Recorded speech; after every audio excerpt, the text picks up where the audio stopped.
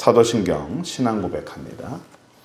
전능하사 천지를 만드신 하나님 아버지를 내가 믿사오며 그 외아들 우리 주 예수 그리스도를 믿사오니 이는 성령으로 잉태하사 동정녀 마리아에게 나시고 본디오 빌라도에게 고난을 받으사 십자가에 못 박혀 죽으시고 장사한 지 사흘 만에 죽은 자 가운데서 다시 살아나시며 하늘에 오르사 전능하신 하나님 우편에 앉아 계시다가 저리로서 산자와 죽은 자를 심판하러 오시리라. 성령을 믿사오며 거룩한 공회와 성도가 서로 교통하는 것과 죄를 사하여 주시는 것과 몸이 다시 사는 것과 영원히 사는 것을 믿사옵나이다. 아멘. 찬송가 79장 찬송합니다.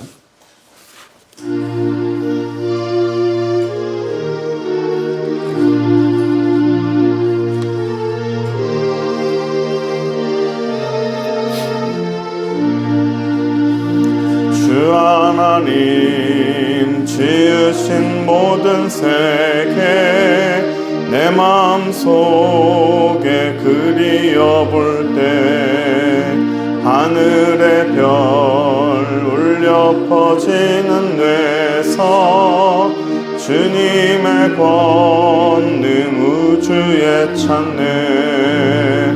주님의 높고 위대하심을 내 영혼이 찬양하네. 주님의 높고 위대하심을 내 영혼이 찬양하네. 숲속이나 험한 산 골짜기에서 지저귀는 저 새소리들과 고요하게 흐르는 시냇물은 주님의 솜씨 노래하도다. 주님의 높고 위대하심을 내 영혼이 찬양하네. 주님의 높고 위대하심을 내 영혼이 찬양하네.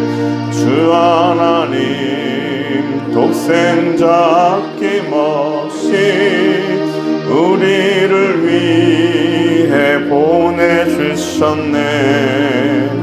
십자가에 피 흘려 죽으신 주 내 모든 죄를 대속하셨네. 주님의 높고 위대하심을 내 영혼이 찬양하네. 주님의 높고 위대하심을 내 영혼이 찬양하네. 내 주 예수 세상에 다시 올 때 저 천국으로 날 인도하리. 나 겸손히 엎드려 경배하며 영원히 주를 찬양하리라. 주님의 높고 위대하심을 내 영혼이 찬양하네. 주님의 높고 위대하심을 내 영혼이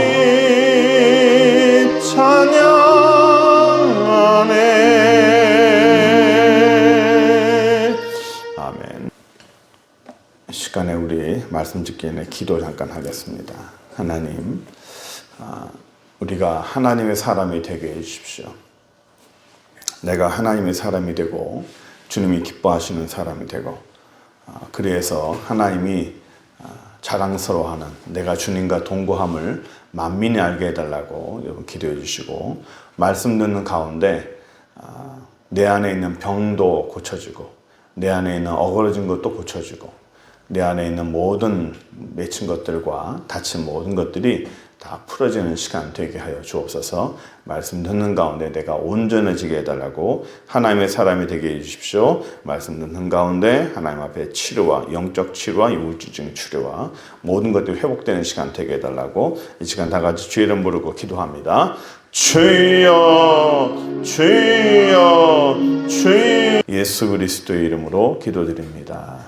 성경 창세기 39장 1절부터 3절까지 보겠습니다.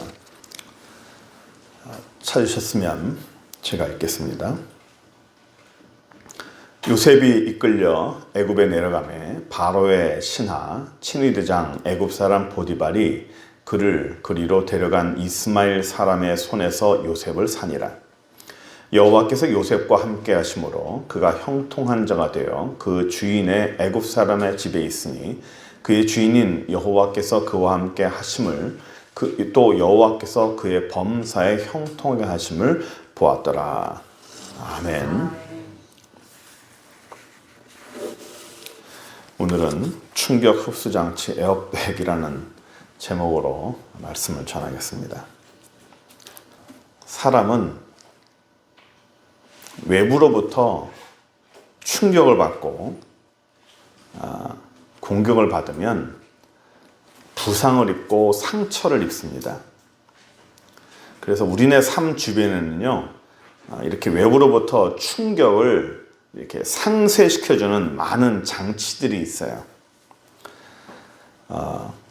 우리 어릴 때, 이 자녀들 어릴 때, 유아기나 아동 때 모서리에 머리 부딪히지 말라고, 또는 문에 손을 이렇게 끼지 말라고 테이블 탁자 같은 데는 고무나 라텍스 재질로 이렇게 붙여줍니다. 머리가 다치지 않게끔 코너에, 또 문도 이렇게 부딪히지 않게끔 붙여줍니다. 성장에서는요, 우리가 성장해서 부딪히는 거는 비슷하겠지만, 우리가 자주 타고 다니는 자동차가 있죠. 자동차가 차하고 부딪혔을 때 이렇게 외부에서 충격을 막아주는 범퍼라는 게 또 있죠. 그리고 외부에서 사고가 났을 때, 큰 충격을 받을 때 운전자와 이렇게 동승자를 보호하는 역할을 하는 게 내부에는 또 에어백이라는 게 있어요. 이렇게 외부의 충격뿐만 아니라, 사고뿐만 아니라 우리 가정 내에서 물질적으로, 우리가 재정적으로 갑자기 큰 타격을 받을 때가 있죠. 병이 일어났다든지 어떤 큰 돈이 갑자기 나타날 때, 그런 재정적인 충격을 막아주기 위해서 우리는 뭘 하냐면 보험이라는 걸 또 둡니다. 그런 보험이라는 걸 둬서 어떤 재정적인 외부의 충격을 막아주죠. 이런 모든 종류의 것들은 우리가 삶을 살면서 외부의 이런 사고나 그런 충격을 줄여주고 상쇄시키는 것들입니다. 그게 필요하죠. 그런데 우리가 살다 보면 이런 외부의 충격들, 이런 사고들, 이런 거를 막아주고 상쇄시켜주는 것에는 우리가 관심을 좀 기울였는데, 가만히 생각해 보니까 정작 우리의 마음, 우리의 생각, 이 받는 충격은 사람들이 별로 관심을 안 갖습니다. 망각을 하는 것 같아요. 이걸 많이 간과하더라고요. 요즘에는 병원에 가면요, 외과, 내과, 이비인후과, 여러 가지 과가 있죠. 외과에서도 여러 가지 나뉘고요, 내과에서도 굉장히 많이 나뉩니다. 외과, 흉부외과, 심장내과 굉장히 많이 나뉩니다. 그런데 우리 신체 그 부분에서 상당히 세밀하게 나누지만 아직까지도 잘 세분화되지 않는 것이 뭐냐면 사람 마음에 다치는 거예요. 우리 뇌에 관한 겁니다. 우리의 생각에 관한 것이고 마음에 관한 거예요. 마음을 다치고 생각을 다치는 것에 대해서는 사람들이 별로 크게 비중을 두지 않습니다. 그런데 실질적으로 가만 생각해 보십시오. 우리가 팔을 다쳤다고, 다리를 다쳤다고 사람이 자살하지는 않아요. 그것이 팔을 다쳤다고, 다리를 다쳤다고 그 다친 것이 내 인생에 큰 타격을 받지는 않습니다. 잠시 치료받으면 나아요. 그런데 사람이 마음을 다치고 생각을 다치면 이게 치료가 잘 안 돼요. 그게 굉장히 오래 갑니다. 그럼에도 불구하고 개인적으로 네가 알아서 해라 라고 이 땅의 삶은 이렇게 눈에 보이는 것만 보고 보이지 않는 것에 대해 많이 간과하고 있습니다. 사람이 제일 많이 다치는 게 우리의 마음과 생각이에요. 그런데 우리가 보이는 것에는 이런 충격 흡수 장치를 많이 마련을 해놨어요. 그런데 우리의 마음과 생각에는 별로 관심이 없었습니다. 왜 이런 말씀을 드리냐면 정말 많은 사람들이 인생의 위험한 고비들을 참 많이 겪어요. 정말 많은 사람들이 인생의 위험한 충격과 외부의 공격을 받아서 그 충격과 이 아픔을 고스란히 자기가 온몸으로 흡수합니다. 그래서 어떤 일이 벌어지냐면 자기의 마음과 멘탈이 무너져요. 그래서 어떤 일이 벌어집니까? 산속으로 도망가기도 하고요. 어떤 사람들은 옥상으로 올라갑니다. 어떤 사람들은 바닷가 절벽으로 가기도 합니다. 왜 그럴까요? 이 생의 아픔과 이런 고통을 끝내고 싶어 하는 거예요. 그분들이 한결같이 하는 말이 있습니다. 너무 고통스럽다. 이 지옥 같은 세상 그만 끝내고 싶다. 고통 없이 살고 싶다. 왜 그럴까요? 왜 그런 말을 할까요? 그 사람 마음 안에, 그 사람 생각 안에 외부로부터 오는 충격을 흡수하는 장치가 없기 때문에 그래요. 충격 흡수 장치가 작동이 안 되기 때문에 그렇습니다. 똑같은 충격과 똑같은 아픔이 가해져도 어떤 사람은 그것을 잘 감당하는 반면 어떤 사람은 그거를 그대로 온몸으로 받아들여요. 그걸 이 상쇄를 못합니다. 오늘은 우리가 우리 마음 가운데 우리의 심령 가운데 있는 이 외부 이 충격 흡수 장치 이거를 우리가 좀 확인했으면 좋겠어요. 없는 사람은 그거를 달고 또 있는 사람은 망각하는 것을 우리가 다시 한번 생각하면서 확인하는 시간 됐으면 좋겠습니다. 오늘 본문에 등장하는 사람이 요셉인데요. 이 성경에서 여러 사람들이 나오는데 가장 삶에 우여곡절이 많고 고비가 많고 이런 사람을 한번 꼽으라고 말한다면 요셉이라고 우리가 단언할 수 있어요. 이 요셉을 보면 참 인생이 기가 막힙니다. 시련과 그 우여곡절을 보면 어떻게 저런 삶을 살았을까 하고 고개가 흔들 때가 참 많아요. 우리는 요셉을 보면 그 지나온 세월보다도 마지막에 이 결과론적으로 애굽의 이집트의 총리가 돼서 이렇게 승승장구하는 그런 면을 우리가 부각시킵니다. 그래서 과거에 고생했던 것들은 그냥 지나가는 그런 세월로, 경험으로 우리가 치부하죠. 그런데 이 요셉이 이런 굴곡이 많은 삶을, 그 힘든 삶을 어떻게 견뎠을까요? 그 외부의 충격, 마음의 충격을 요셉이 어떻게 견뎠길래 결과론적으로 그런 훌륭한 사람이 됐을까요? 과정이 없으면 결과는 없습니다. 과정이 순탄치 않으면요, 결과는 절대로 좋은 결과가 나올 수 없어요. 과정이 안 좋은데 좋은 결과가 나왔다? 세상에 그런 일은 없습니다. 과정이 좋아야 좋은 결과가 나옵니다. 그러면 요셉의 결과가 좋다면 그 과정도 좋은 것인데 우리가 오늘 보려는 게 그거예요. 이렇게 힘든 우여곡절을 살았던 이 요셉이 어떻게 그걸 극복했냐는 거예요. 어떤 삶을 살았길래 우리가 그걸 한번 보려고 합니다. 왜 요셉이 받았던 외부의 충격이 무엇인지, 어떤 충격을 받았는지, 그 충격에서 요셉은 어떻게 일어났는지. 첫 번째로 요셉이 받은 외부의 충격과 아픔이 우리가 볼 건 뭐냐면 배신이에요. 배신. 요셉이 형들에게 공격을 받고 배신을 당합니다. 요셉은요, 아버지인 이 야곱에게 사랑을 참 많이 받았어요. 야곱이 정말 사랑했던 여인 라헬의 아들입니다. 야곱에게는 두 부인이 있는데, 정실 부인 둘이 있는데, 자기가 정말 사랑했던 여인은 라헬이에요. 그 아들이 바로 요셉입니다.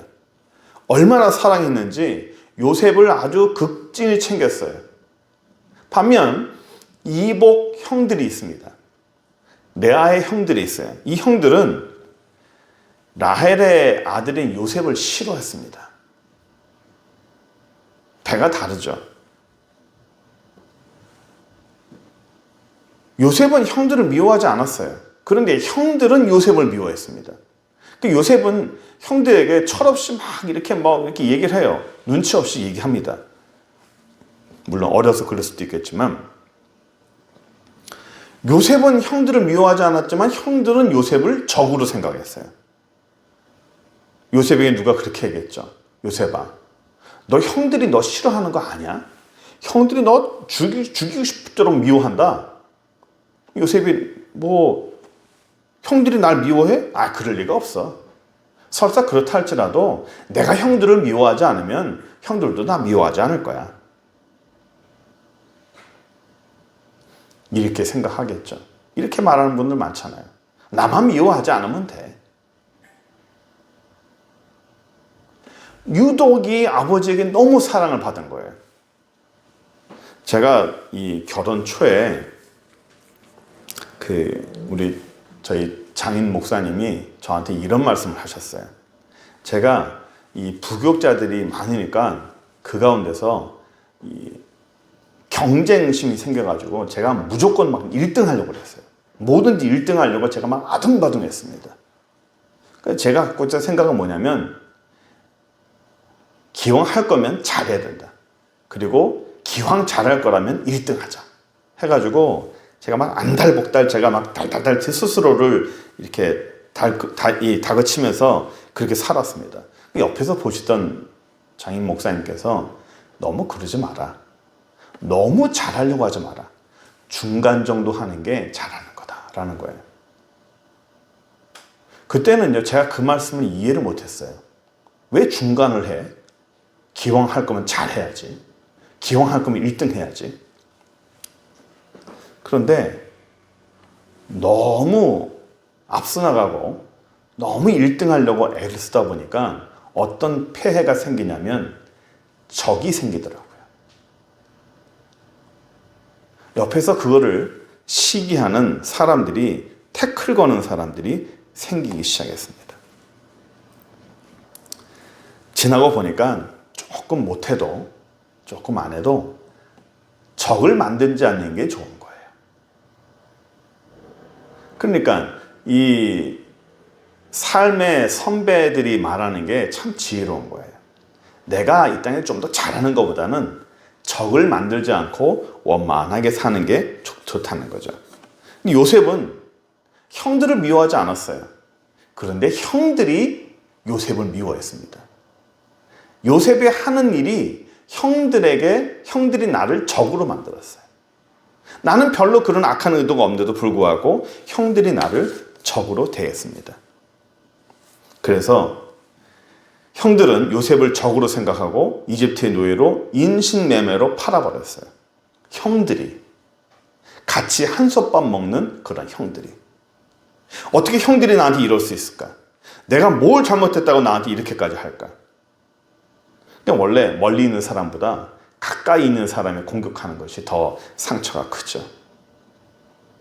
그리고 요셉은 가족한테 이게 버림받고 가족한테 공격을 당했는데 어떻게 그 아픔을 이겨냈을까요? 어떻게 그 상처를 극복했을까요? 우리가 뒤에서 한번 보겠습니다. 두 번째로 한번 더 보려고 그래요. 요셉이 받은 외부의 충격과 고통이 어떤 거냐면 신분의 변화예요. 환경의 변화입니다. 요셉은 자기의 삶에 환경과 신분의 변화가 너무 컸어요. 요셉은 아버지 밑에 있을 때 채색 옷을 입었다고 성경은 말합니다. 창세기 37장 3절 한번 볼까요? 요셉은 노년에 얻은 아들이므로 이스라엘이 여러 아들들보다 그를 더 사랑함으로 그를 위하여 채색 옷을 지었다나. 이 이스라엘이라는 누구 야곱을 말하는 거예요. 야곱 아버지가 그 아들을 위해서 채색 옷을 입었다는 거예요.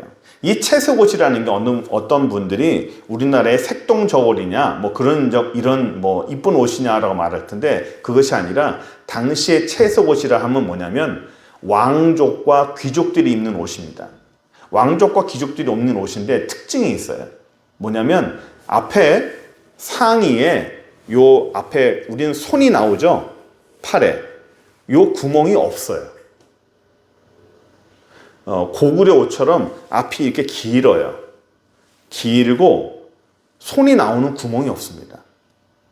손이 나오는 구멍이 없으면 손으로 하는 일을 할 수 있을까요? 없을까요? 못합니다. 밥을 먹을 수 있을까요? 없을까요? 못 먹습니다. 세수 못해요. 옷 입는 거 못해요. 그럼 어떻게 해야 될까요? 몸종이 도와줘야 돼요. 몸종이 대신 밥도 먹여주고 얼굴도 씻겨주고 옷도 입혀주고 모든 것을 다 해주는 것이 채색 옷이에요. 당시 왕족과 귀족들이 입는 옷이었습니다. 반면 형들은 뭐 했죠? 나가서 땡볕에서 아주 고생하면서 일을 하는 거예요.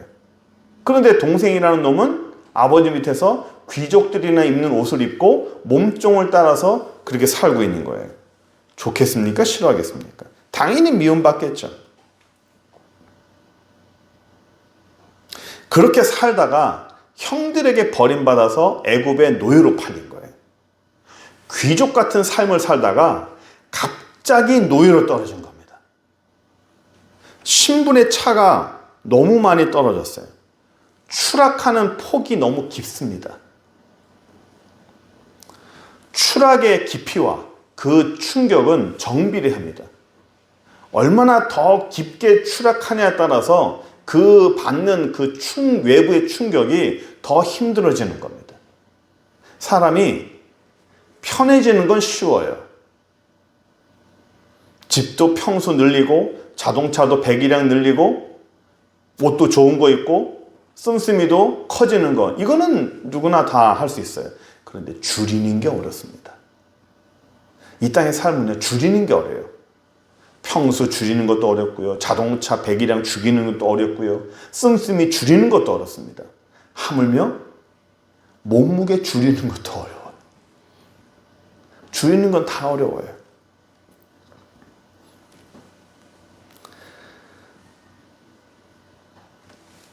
전혀 다른 삶을 살았죠. 노예 삶을 살면서 내가 이렇게 살지 않았는데, 난 이런 삶을 살지 않았는데 내가 왜 여기 있어야 될까? 누가복음 13장 6절 한번 보겠습니다. 누가복음 13장 6절, 이에 비유로 말씀하시되 한 사람이 포도원에 무화과 나무를 심은 것이 있더니 와서 그 열매를 부화해서는 얻지 못한지라. 예수님께서 비유를 말씀하신 건데요. 이게 뭐냐면 포도원에 뭘 심었어요? 무화과 나무를 심었어요. 포도원에는 뭘 심어야 됩니까? 포도를 심어야 돼요. 무화과 나무는 포도원과는 다른 거예요. 포도라는 것은 사람들이 좀 천하게 생각하는 건데 아주 키가 낮고 이렇게 아무데나 있는 그런 포도죠. 근데 무화과 나무는 달라요. 포도랑 다릅니다. 성질도 다르고 크기도 다르고 레벨이 달라요. 무화과 나무가 어디 심겼어요? 포도원에 심겼어요. 잊지 말아야 할 장소에 무화과 나무가 있어요. 내가 이런 곳에 심겨질 나무가 아니야. 나는 너와 같은 부류가 아니야. 내가 포도나무와 같이 취급을 받아요. 포도원에 무화과 나무가 있어요. 어울리지 않습니다. 무화과 나무가 말하기를 내가 왜 여기 포도원에 있어야 돼? 내가 이깟 포도원에 내가 여기 왜 있어야 돼? 나 같은 존재가 왜 이런 포도원에 있어야 되는가? 요셉이 그랬어요. 귀족 옷을 입고 그렇게 생활하다가 애굽에 전혀 모르는 곳에 갔어요. 있으면 안 되는 하찮은 곳에 심겨졌습니다. 내가 왜 이런 곳에 있어야 하는가? 내가 있을 자리는 여기가 아닌데. 나는 이런 삶을 사는 사람이 아닌데. 요셉이 어떤 생각을 했을까요? 아마도 그랬을 수도 있어요. 내가 여기 있어야 되는가? 내가 왜 이런 대접을 받고 살아야 되는가? 왜 나는 이런 취급을 받을 만한 그런 사람이 아닌데. 요셉이 불만하고 포기하고 스스로 자학하면서 그런 삶을 살았나요? 성경에 어느 한 구석에도 요셉이 자기를 탓하거나 자기 환경을 탓하거나 환경을 불만스러워하는 표정이 단 한 군데도 없어요. 어떻게 그럴까요? 요셉은 생각이 없을까요? 우리는 그런 삶을 살지 않습니까? 그런 경우를 당하지 않습니까? 요셉이 어떻게 이걸 이겨냈을까요? 하나만 더 봅시다. 요셉이 받은 외부의 인생의 큰 충격은 뭐냐면 가장 큰 거라 생각하는데 누명입니다. 억울한 누명. 창세기 39장 19절 20절.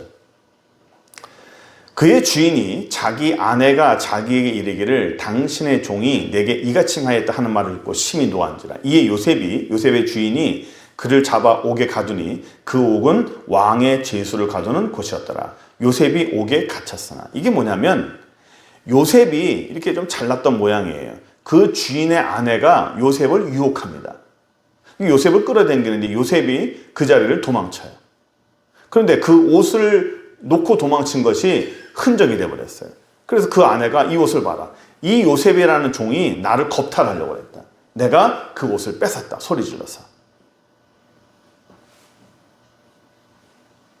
요셉이 내가 지은 죄가 아닌데 그 아내가 지은 죄인데 자기가 뒤집었었어요. 요셉이 뭐라 그랬을까요? 내가 한 게 아닙니다. 저 여자가 그랬습니다. 아무리 항변해도 믿어줄까요? 아무도 안 믿어요. 아무도 믿어주지 않습니다. 난 아닌데, 내가 한 게 아닌데, 나는 억울하다. 수치와 모욕을 당합니다. 자기가 잘못하지 않은 일로 인하여 당하는 고통이나 충격은요, 더 강인합니다. 요셉이 어떻게 견뎠을까요? 이런 억울함을 어떻게 견뎠을까요? 자기가 하지 않은 일로 인해서 수치와 불명의 모욕을 당하는 것. 이게 요셉에게서 가장 큰 위기라고 볼 수 있어요. 만약에 여러분들이라면 어떻게 이걸 감당하겠습니까?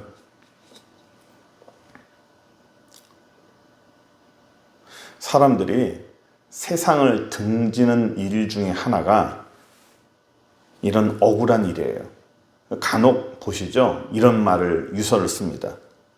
나의 억울함을 목숨으로 증명하겠다.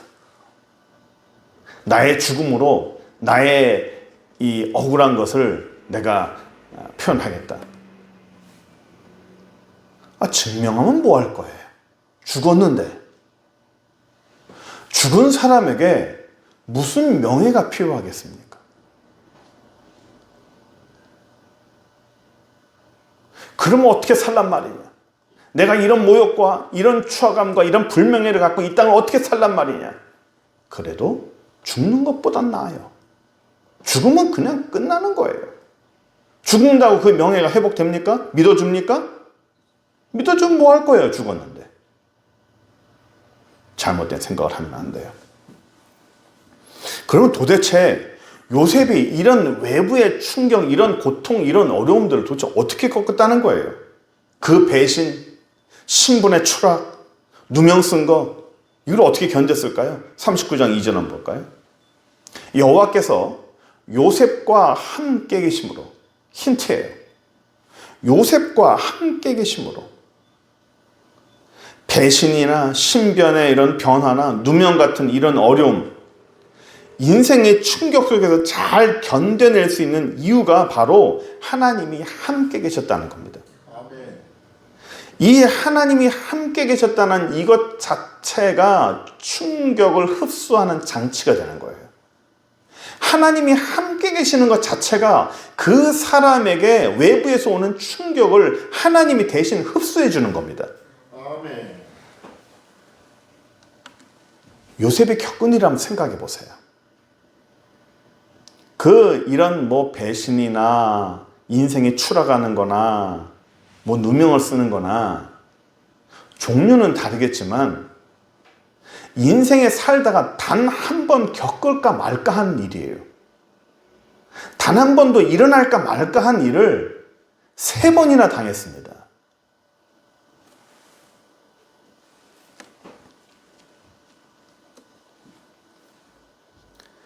이 수많은 일들을 어떻게 요셉이 견뎠을까요? 하나님이 대신 그 충격을 흡수해 준 거예요. 어떻게 아무렇지도 않을 수 있느냐? 이걸 보면서 어떻게 요셉은 그의 삶에서 한탄하거나 후회하거나 불평하거나 하나님을 향해 원망하거나 어떻게 그런 말 한마디 안 할 수 있느냐? 하나님이 요셉과 함께 하시기 때문에 하나님이 외부에서 받는 그 충격을 대신 다 흡수해 준 거예요. 세상에 안 아픈 게 어디 있겠습니까? 충격 없는 사람이 어디 있겠어요?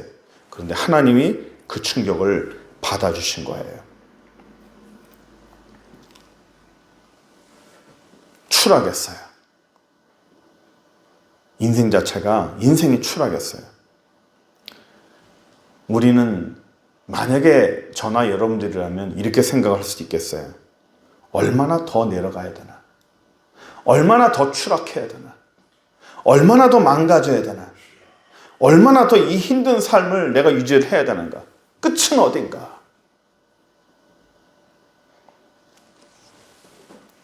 성경은 요셉과 하나님이 함께 했다고 말하면서 하나 더 말합니다. 그의 삶이 형통하였다. 그의 삶이 형통하였다. 그럼 우리는 이렇게 질문하겠죠.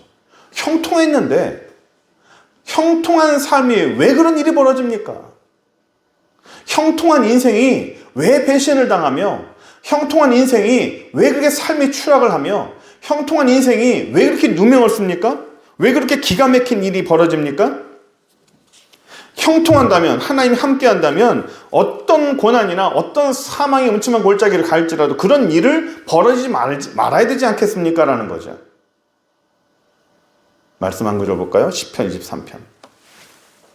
여기 보면 이런 말씀이 있어요. 내가 사망의 음침한 골짜기로 다닐지라도 해를 두려워하지 않을 것은 주께서 나와 함께 하십니다. 보세요. 다윗도 그랬어요. 내가 사망의 음침한 골짜기로 다닌대요. 다니는데 주께서 함께 하신다. 거꾸로 보세요. 주께서 나와 함께 계시는데도 불구하고 내가 사망의 음침한 골짜기로 다닌다는 거예요. 주께서 나와 함께 하시는데도 불구하고 내가 사망의 음침한 골짜기로 다닌답니다. 그럼에도 불구하고 주의 지팡이와 막대기가 나를 안위하시고 그 상황일지라도 내가 두려워하지 않는다는 거예요. 사망의 음침한 골짜기 두려움의 환경에 처했지만 하나님이 나와 함께 계시기 때문에 내가 두려워하지 않는다는 거예요. 이게 다윗의 충격을 흡수해 주는 겁니다. 하나님이.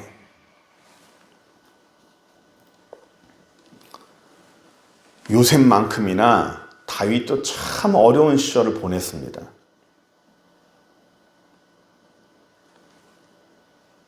근데 다윗도 그렇게 잘 견딜 수 있었던 이유가 뭘까요?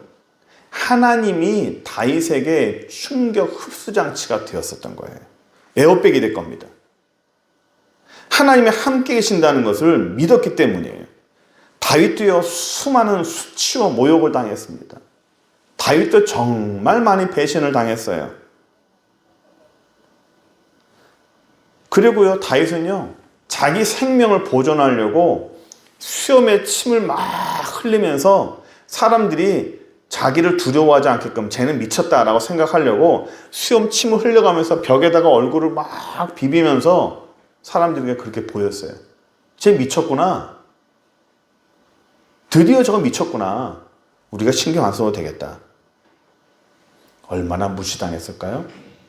얼마나 자존심이 상했을까요? 그런 다윗이 어떻게 버틸 수 있었습니까?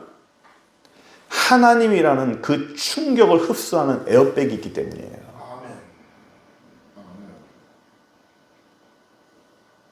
누가 그렇게 살 수 있겠습니까?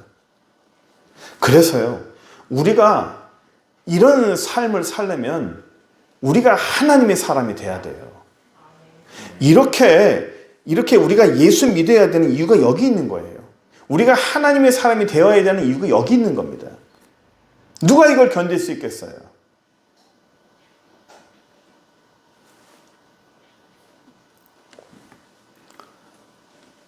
말씀 잠깐 볼까요? 몇 가지. 골로새 1장 11절 보시면 그의 영광의 힘을 따라 모든 능력으로 능하게 하시고 기쁨으로 모든 견딤과 오래 참음에 이르게 하신다. 그 영광 힘을 따라서 모든 능력으로 우리를 능하게 하신대요. 그리고 기쁨으로 모든 견딤과 오래 참게 하신다는 거예요. 하나님의 능력으로. 그 다음 절 볼까요? 데살로니가 후서 1장 7절. 야고보서 1장 3절 볼까요? 이는 너희 믿음의 시련이 인내를 만들어내는 줄 너희가 압니다. 믿음의 시련이 인내를 만들어내요. 믿음의 시련이 뭐예요? 믿음의 시련이 하나님이 우리에게 주시는 시련이에요. 어떤 거죠? 다윗처럼 사망의 음침한 골짜기를 다니는 시기예요. 요셉이 배신을 당하는 시기고, 요셉이 신분의 변화를 얻는 시기고, 요셉이 누명을 받는 시기고, 다윗이 온갖 모욕을 받는 시기고, 다윗이 자존심이 상하고 많은 사람들이 공격을 받는 그 시기에 하나님이 뭘 해주는 거예요? 인내를 만들어내줘요. 참을 수 있는 인내를 만들어줘요. 어떻게 인내합니까? 목사님, 저는 인내력이 부족합니다. 저는 참을성이 부족합니다. 저는 그런 걸 잘 못 참습니다. 어떻게 참을 수 있었을까요? 다윗은 감정이 없을까요? 다윗은 힘들어하지 않나요? 요셉은 무감각한 사람입니까? 아닙니다. 하나님이 그 사람들에게 나타나셔서 그 모든 외부의 충격을 흡수해 줄 수 있는 하나님의 에어백이 됐기 때문에 그 모든 것을 감당하는 것은 작게 들어가는 거예요. 똑같은 아픔이라도, 똑같은 고통이라도 하나님의 사람들은 그것을 받는 충격이 작아요. 잘 일어날 수 있어요. 잘 회복될 수 있어요. 잘 딛고 일어날 수 있어요. 안 아파요? 아파요. 안 고통스러워요? 고통스러워요. 어떻게 일어나요? 의지력이 강해서 일어납니까? 아닙니다. 의지력이 강해서 다시 일어난 게 아닙니다. 하나님이 그 모든 충격을 상쇄시켜 주기 때문에 일어날 수 있는 거예요. 아멘.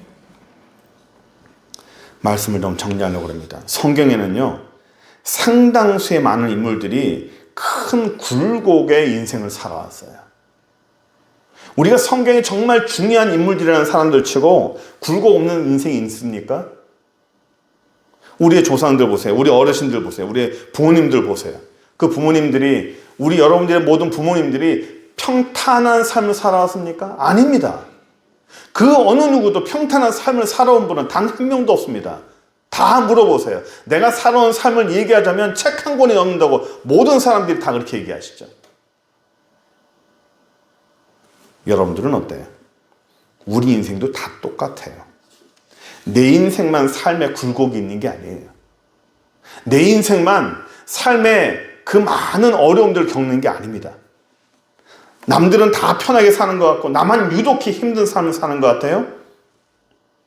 모두가 다 편안한 삶을 사는 것 같고 걱정 없는 삶을 나는 언제쯤 살아볼 수 있을까? 죽어서나 가능합니다. 하나님 나라에 가서야 가능해요. 그러므로 중요한 것은요, 내가 어떤 충격을 받든, 내가 삶에 어떤 어려움이 일어나든, 어떤 사고가 일어나든 그 충격을 상쇄시키고 감쇄시키는 하나님을 내 앞에 두는 거예요. 하나님 내 앞에 와주십시오. 하나님의 범퍼가 돼서 하나님의 에어백이 돼서 그 모든 충격을 하나님이 다 받아주시는 거예요. 우리 예수님이 그 십자가에서 다 받아주시는 겁니다. 그래서 내게 오는 충격은 그냥 나머지 그 조금이에요. 전혀 안 아플 수 없죠. 하지만 남들이 받는 그런 충격이 아니라 약간의 충격만 없는 거예요. 하나님은 내 앞에 세우는 거예요. 아니면 하나님 뒤에 숨으면 돼요. 수고하고 무거운 짐진 자들아 다 내게로 오라. 내가 너희를 쉬게 하리라.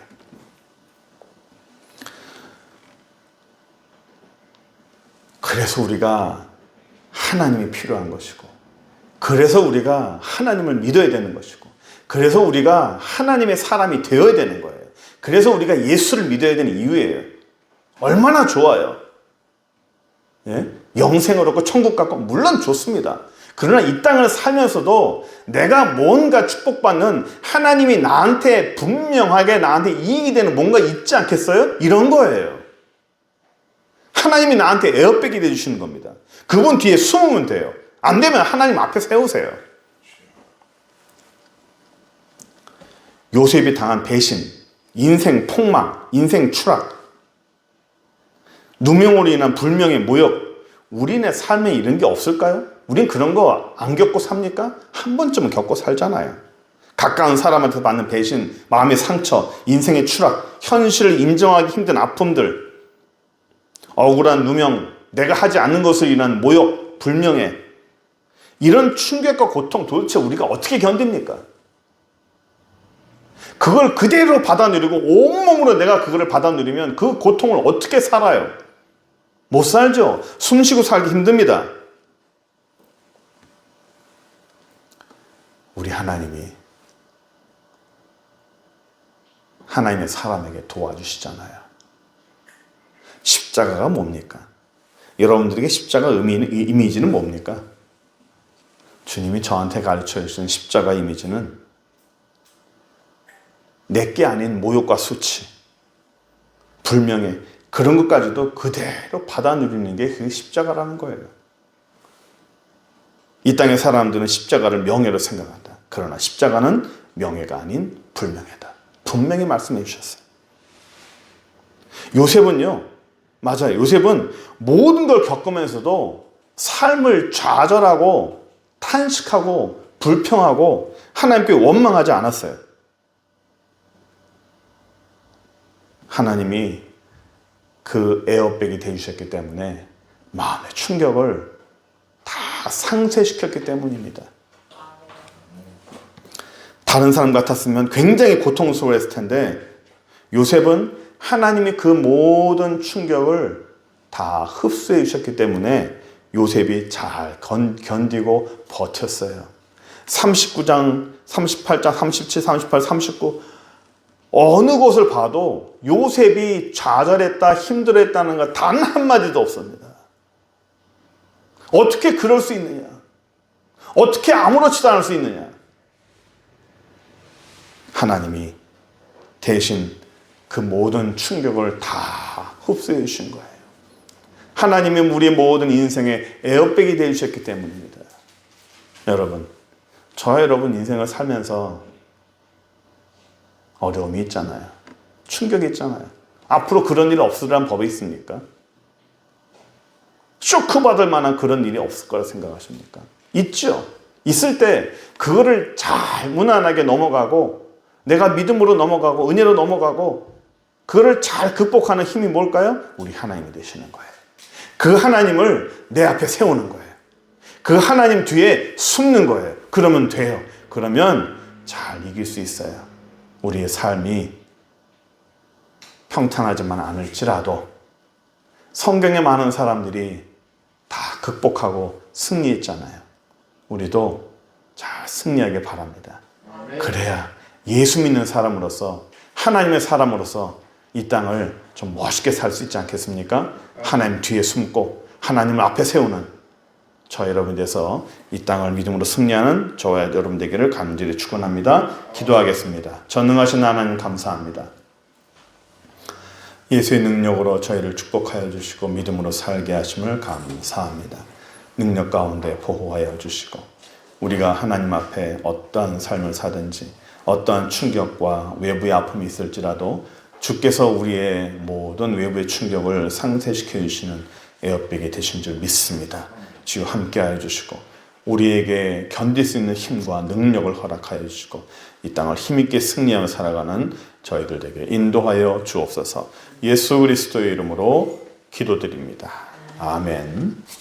찬송가 492장 찬송하면서 우리 헌금하겠습니다. 찬송가 492장.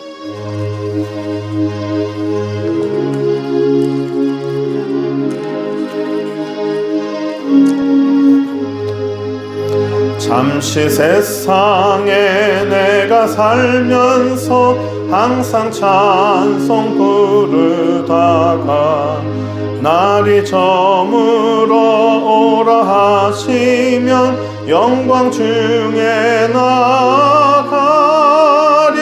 열린 천국 문 내가 들어가 세상 짐을 내려놓고 빛난 면류관 받아 쓰고서 주와 함께 길이 살리.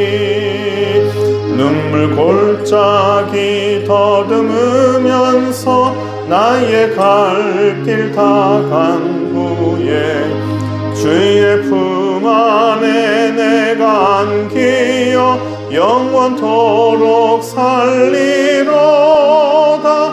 열린 천국 문 내가 들어가 세상 짐을 내려놓고 빛난 면류관 받아 쓰고서 주와 함께 길이 살리.